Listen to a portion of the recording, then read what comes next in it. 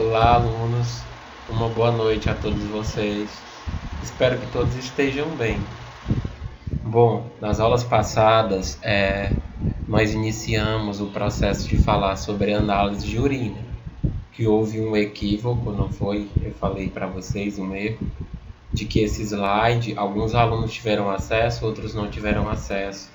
E aí eu estou agora, basicamente, explicando, ensinando tudo sobre esse slide, tá bom? Esse slide, vocês foram cobrados no caderno de questões passadas, tá bom? Por isso que vocês tiveram dificuldade. Mas aí eu vou terminar esse assunto, tá bom? Eu acredito que eu consiga terminar ele hoje. Se eu não conseguir hoje, eu consigo na próxima aula de bioquímica, tá bom? Para que a gente entre no novo assunto que eu vou cobrar no caderno de questões. Por enquanto, esse eu não vou cobrar nesse caderno de questões, porque já cobrei no que já se passou, tá bom? Desde já eu peço desculpas por qualquer equívoco ou erro que tenha acontecido. Bom, nós vimos a importância da análise de urina para a clínica, ou seja, para diagnosticar diversas doenças, ou seja, pressupor uma doença, desde doenças de infecções do trato urinário baixo, do trato urinário alto, do sistema excretor, tá bom? Do rim. Ou seja, a gente consegue ter uma avaliação bem ampla a partir do exame de urina, certo? E aí nós ficamos falar sobre a proteinúria, que nós vamos para lá agora, tá bom?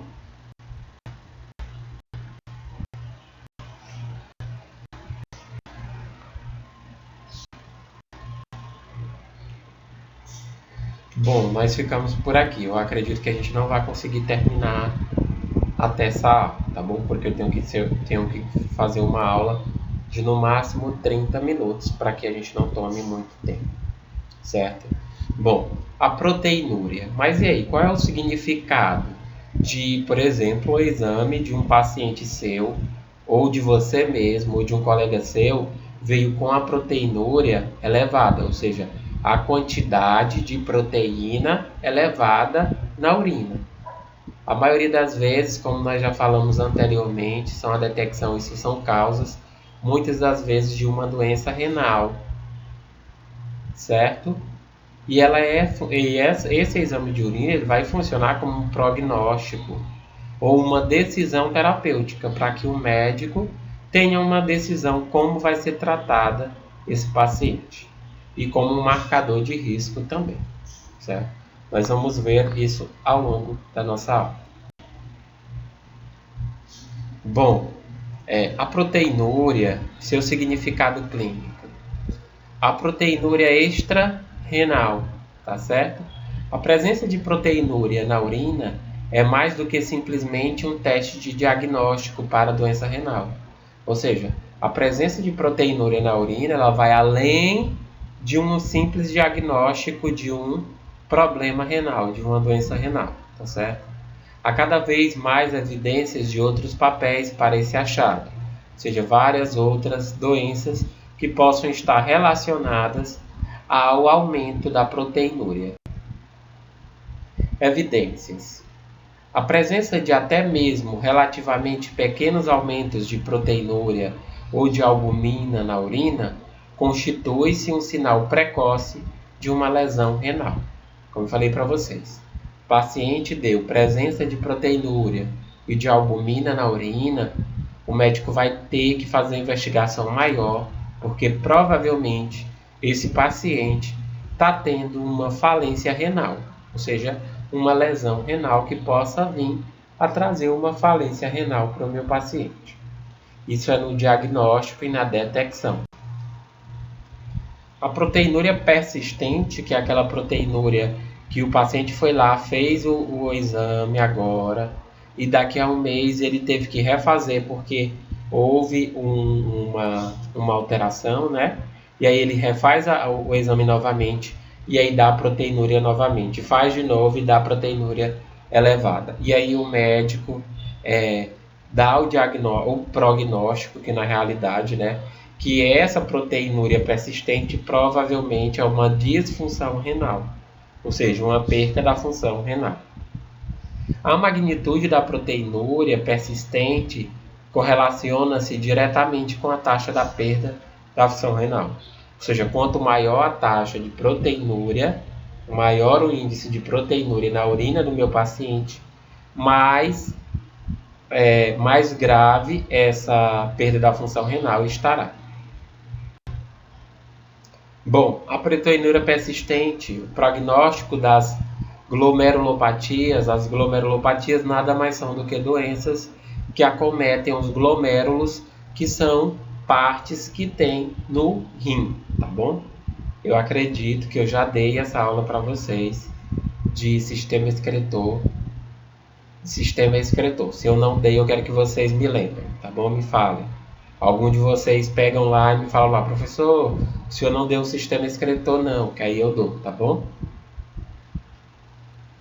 Bom, as glomerulopatias, né, com proteinúria, sobretudo, são sinais persistentes em geral, de uma evolução para uma insuficiência renal crônica, tá bom? Terminal. Ou seja, quando o paciente já perdeu essa função, essa função hepática, tá bom? E aí esse meu paciente vai ter que ser submetido a uma hemodiálise, por exemplo. As evidências, né, com a terapêutica. Tratar as doenças glomerulares é uma decisão geralmente tomada em função da presença e do nível de proteinúria. Aí vocês conseguem ver a grande importância.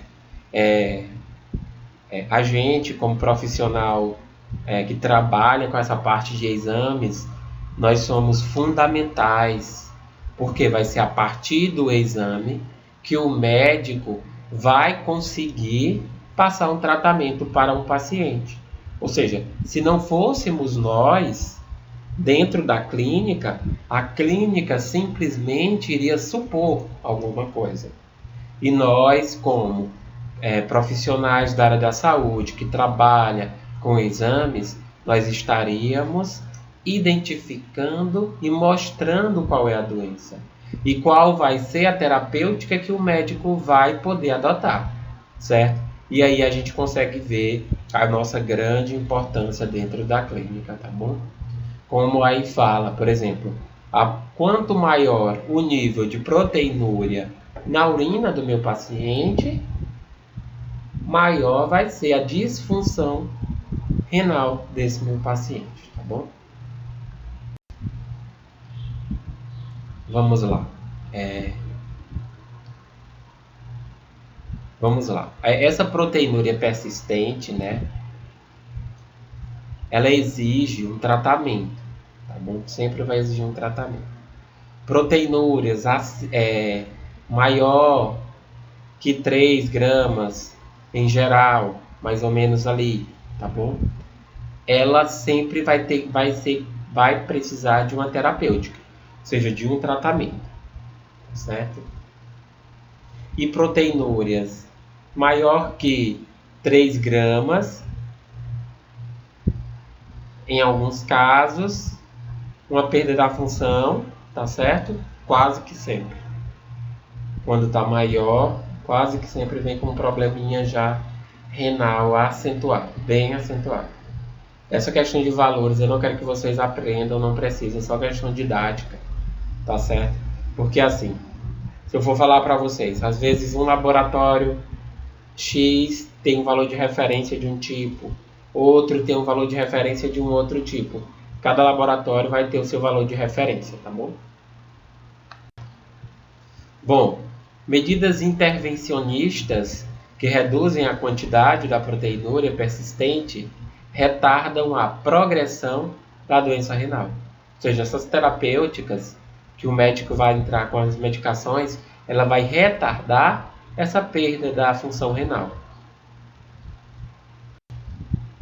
Bom, a proteinúria é um fator preditivo importante e independente de riscos aumentados de morbidade e de mortalidade cardiovasculares. Ou seja, ela é uma doença que não está intimamente ligada com a questão cardíaca, com problemas cardiovasculares, tá certo? Agora que esses pacientes que têm problemas cardíacos, eles tendem a ter também problemas renais, a maioria das vezes. Para os grupos de risco, como eu falei para vocês, o paciente cardíaco, ele pertence ao grupo de risco. Um paciente que tem câncer, ele pertence ao grupo de risco. Um paciente que usa medicação X, que pode cometer problema renal, sim, ele é um grupo de risco, tá certo? Na ausência de proteinúria no exame de urina, está indicado uma pesquisa de microalbuminúria. São casos de paciente de risco. Se eu tenho lá um grupo de risco, um paciente meu, chegou lá, paciente de 70 anos, e ele tem problema cardíaco, ele é fumante, ele usa álcool, ou seja, ele é um paciente de grupo de risco. E aí, se tem, por exemplo, uma ausência de proteinúria no exame de urina dele, o indicativo é que se pesquise a microalbuminúria, tá bom? Que façam outro exame pesquisando a microalbuminúria. Quando eu cobrar em prova de vocês, em caderno de questões, perguntar o aumento da proteinúria, ele é um indicativo de quê? De doença renal. Se for uma proteinúria persistente, é uma indicação de quê? De uma insuficiência renal, tá certo? Bom, situações especiais na análise de urina de paciente diabético. Pacientes diabéticos também são de grupo de risco. Como nós sabemos, o diabetes nada mais é do que uma deficiência na célula, nos receptores celulares, que não conseguem se ligar à célula e a célula consiga capturar os açúcares que estão lá soltos na corrente sanguínea e jogar dentro da célula. Qual a função do açúcar? Gerar energia. E ele só vai gerar energia se ele estiver dentro da nossa célula. E aí existe uma deficiência, tá? Na insulina, muitas das vezes, a insulina. Um problema lá no receptor de insulina. O receptor de insulina não consegue receber.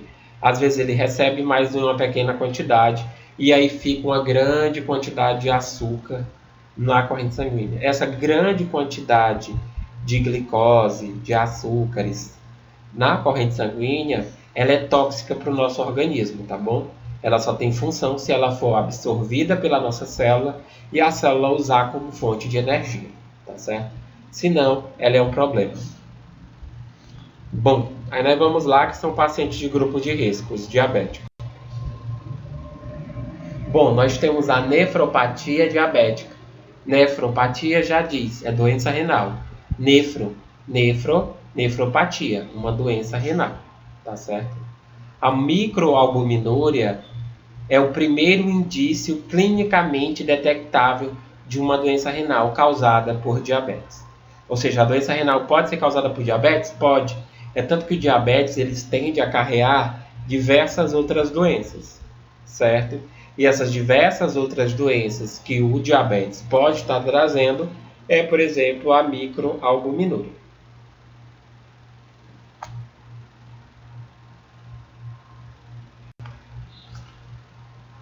O DM é diabetes, tá bom? Diabetes mellitus.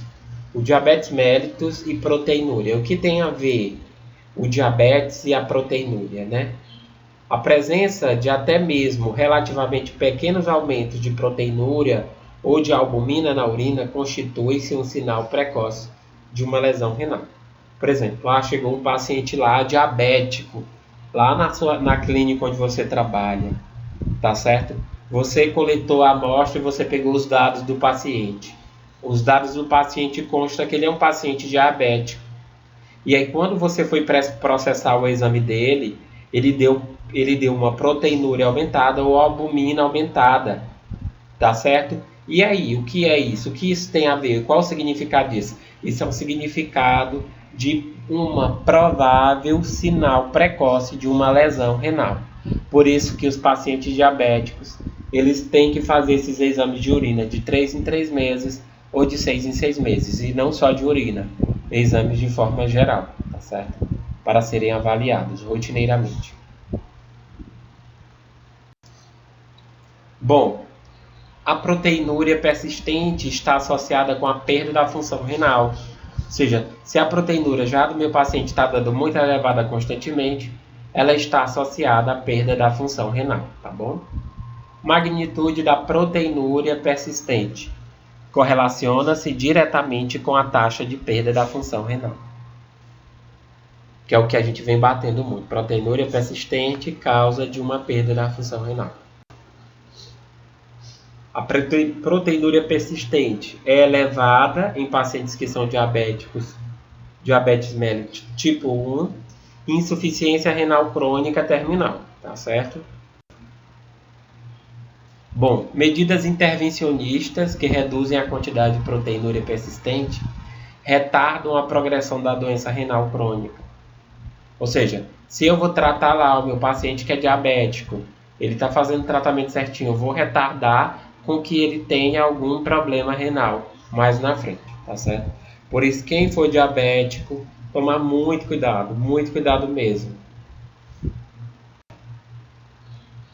A proteinúria ele é um fator preditivo importante, independente de risco aumentado, de morbidade, comorbidade, que foi o que eu falei de novo, está repetindo, tá certo? É só uma questão mesmo para repetição, porque é importante. A diabetes mellitus e a microalbuminúria, tá bom? Na ausência de proteinúria no exame de urina, pesquisa-se a microalbuminúria, já falei anteriormente. Esta é indicativa de diabéticos para detecção precoce de nefropatia. Paciente que é diabético, eu fiz a pesquisa de proteinúria, não deu alterado, eu faço a pesquisa também da microalbuminúria para ver, tá bom?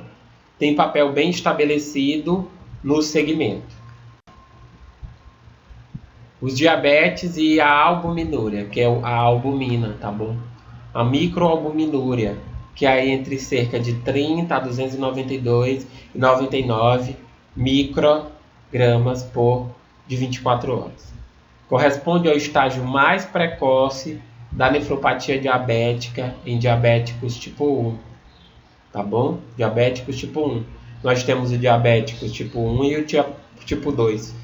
O diabéticos tipo 1 é aquele paciente onde esse defeito nos receptores celulares dele, ele já vem desde criança, ou seja, é genético, é uma alteração genética. Já o diabéticos tipo 2, ele não é uma alteração genética, tá certo? Vamos dizer assim, ela é como se fosse uma mutação, que na verdade não é uma mutação, é uma alteração.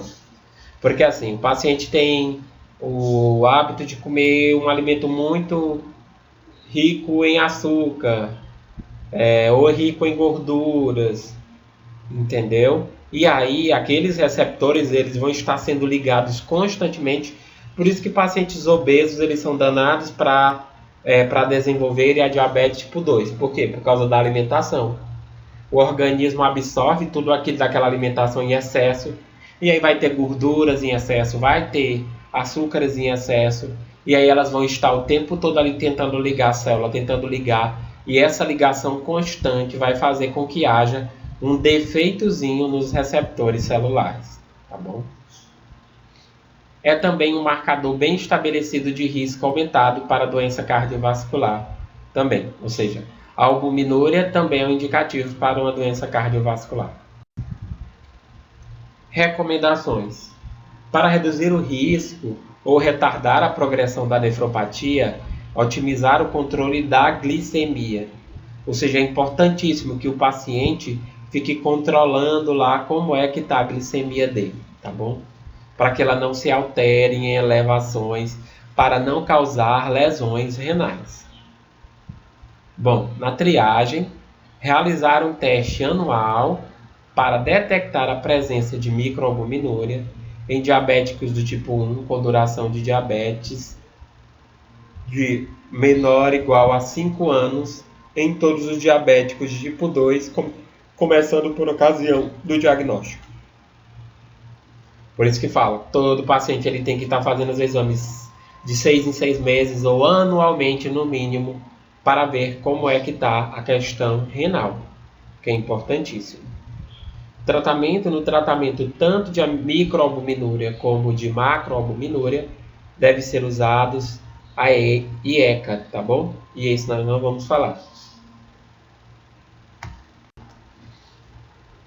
Bom, os diabéticos. Recomendações há muitas definidas pelos endocrinologistas, que são os responsáveis por essa questão, tá bom? Considerar a possibilidade de encaminhar para um médico com experiência no tratamento da doença renal diabética. Certo é encaminhar esse paciente.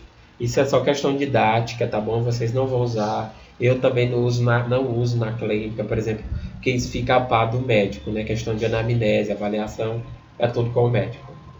Ou recorrer a dificuldades no tratamento da hipertensão arterial ou de hipercalemia. Ou seja, a gente consegue ver aí também que a pressão arterial também é bastante importante nesses casos. Por exemplo, um paciente que é diabético, ele tem predisposição a ter problema renal, ele tem predisposição a ter problemas de pressões, tá bom? Problemas cardiovasculares e vários outros problemas. A nefropatia diabética ou não? A doença renal crônica em pacientes com diabetes nem sempre é nefropatia diabética, ou seja, uma doença renal crônica num paciente diabético nem sempre é uma nefropatia diabética, tá bom? Quando suspeitar proteinúria na ausência de retinopatia. Ela tem a retinopatia, mas só que ela não apresenta essa proteinúria, tá bom? Hematúria expressiva ou inexistente também são indicativos. Nós vamos para as proteinúrias e outros recursos, que é uma relação, tá bom? Bom, isso é questão de gráfico, eu não vou cobrar para vocês, assim como eu não cobrei no caderno de questões. Eu coloquei ela somente uma relação, tá bom?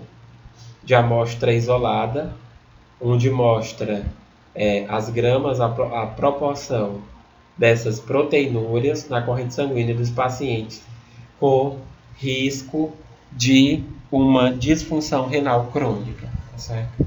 Isso nós não vamos estudar e eu vou passar. Bom, aí ele fala desses dois tipos de marcadores isolados que mostram ser úteis, tá bom? São marcadores na pesquisa. Os valores absolutos eles são diferentes, não possibilita substituição de um pelo outro logo em seguida. Isso eu não vou cobrar, tá bom? Vou estar passando, pulando, porque vocês não vão ser cobrados isso. Vou passar também. Ah, bom, e nós vamos falar sobre a hematúria, tá bom? São os nomes esquisitos, mas são importantes, tá bom? A hematúria. Informação de grande valor em diferentes especialidades, a hematúria, tá certo? Bom, aqui nós vemos uma imagem onde a gente consegue ver, isso é de uma avaliação microscópica da urina, tá bom? É uma sedimentoscopia, que a gente chama de sedimentoscopia, onde eu consigo ver esses pontos arredondados. Esses pontos arredondados aqui, que eu estou mostrando aqui com a seta, balançando aqui, tá certo? Esses pontos arredondados, eles são hemácias. Ou seja, é para ter hemácias, hemácias são células do sangue. É para ter hemácia na nossa urina? Não, não é para ter hemácia na nossa urina. A não ser se estivermos com algum processo inflamatório ou uma infecção, tá certo? Ou seja, isso é um sinal de algum problema ou na bexiga, ou no sistema urinário completo, ou no próprio rim. Bom, a classificação das hematúrias, segundo diversos critérios. Quanto ao tipo, ela pode ser conhecida como hematúria microscópica ou macroscópica. Microscópica ou macroscópica é onde eu consigo ver pelo microscópio as dimensões e o tamanho e a quantidade de presença dessas hemácias na urina do meu paciente. Contínua ou intermitente. Quanto à sintomatologia, que são os sintomas, eles podem ser classificados em assintomático, ou acompanhado de sinais e sintomas. Assintomático é aquele paciente que não tem sintoma, não apresenta nenhum sintoma. Quanto à origem, que pode ser um problema glomerular, ou seja, lá nos glomérulos do rim, ou então extraglomerular, que é fora do glomérulo, tá bom? Eu vou ter que mostrar uma imagenzinha para vocês, o que é o glomérulo. Eu acho que eu não lembro se eu dei esse sistema escritor para vocês. Por favor, na hora que terminarem de assistir essa aula, me mandem. Pode mandar no privado. Professor, se eu não deu esse assunto não, do sistema escritor, que é aquele lá onde eu mostrava o rim, o que é o rim, pedia para vocês colocarem o nome nas partes, por exemplo, rim direito, rim esquerdo. Vocês lembram disso? Vocês me falem alguma coisa, tá bom? Quanto à ocorrência ou não dismorfia eritrocitária, dismórfica ou eumórfica, tá bom? Vamos falar sobre isso. Diversos grupos de doenças aí podem estar relacionadas à hematura. É um exame de urina com pesquisa de dimorfismo eritrocitário. Origem do sangramento. A origem do sangramento ela pode ser glomerular ou extraglomerular. Bom, e aqui nós vemos essa imagem microscópica, tá bom? Onde nós vemos aí o dismórfico, que são eritrócitos na urina, apresentam ampla faixa de variação morfológica, ou seja, nós conseguimos ver aqui, por exemplo, eritrócitos enormes. Eritrócitos aqui, ó, enormes. E quando a gente vê aqui eritrócitos menores, ó, menorzinhos, vocês olhem para a seta, tá bom? Ou seja, essa dismorfia, tá bom? Preço dimórfico. A hematúria é um exame morfológico de morfologia, da morfologia dos eritrócitos. Tem sensibilidade e especificidade, ou seja, ele é sensível e ele é específico. Elevadas, especificidade elevada no diagnóstico diferencial entre sangramento glomerular ou não glomerular. Ou seja, ele é altamente sensível, é um exame sensível, ou seja, de confiabilidade, e alta especificidade também, porque através dele eu consigo dizer se o problema renal do meu paciente está sendo causado por um sangramento glomerular, nos glomérulos, ou extraglomerular, que não é glomerular. Tá certo? Pode ser uma lesão na própria bexiga, no ureter, na uretra, tá certo?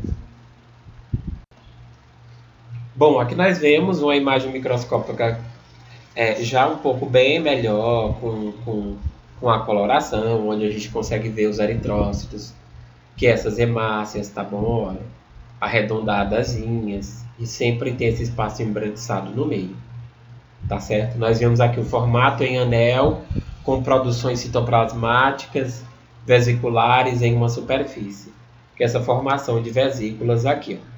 Tá vendo? Essa aqui tá bem no meio, que ela tá mal formada, parecendo aqueles vírusinhos, né? As perninhas dos vírus. É isso aí que acontece.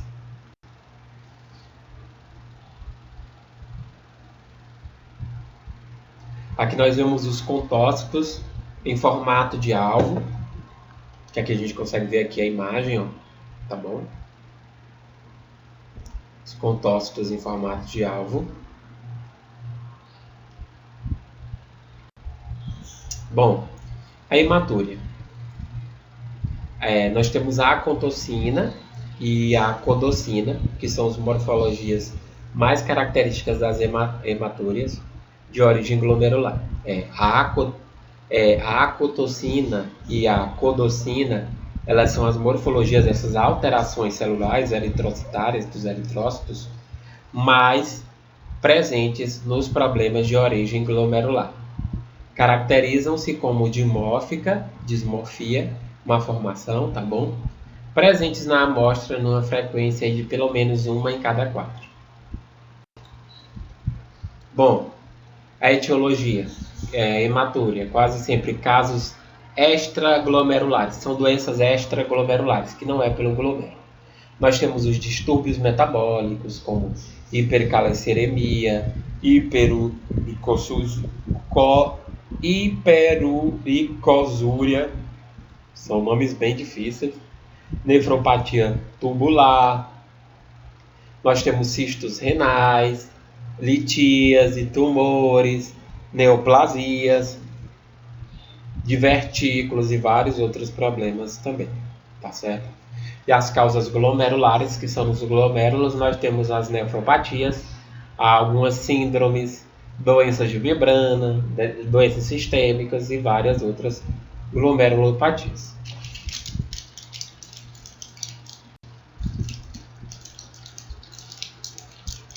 Vamos já voltar aí, só um momento. Na realidade, nós vamos ter que ficar por aqui, porque está passando dos minutos. Mas vamos pelo menos tentar terminar a hematória, tá bom?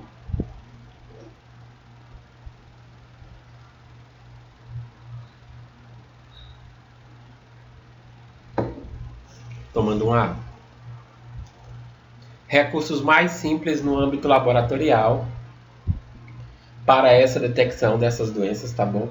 A pesquisa de proteinúria associada-se com hematúria isolada e se apresentar dismorfismo eritrocitário e cilindrúria, essa cilindúria hemática, aí sim, a gente pode sim diagnosticar já um problema de uma doença glomerular.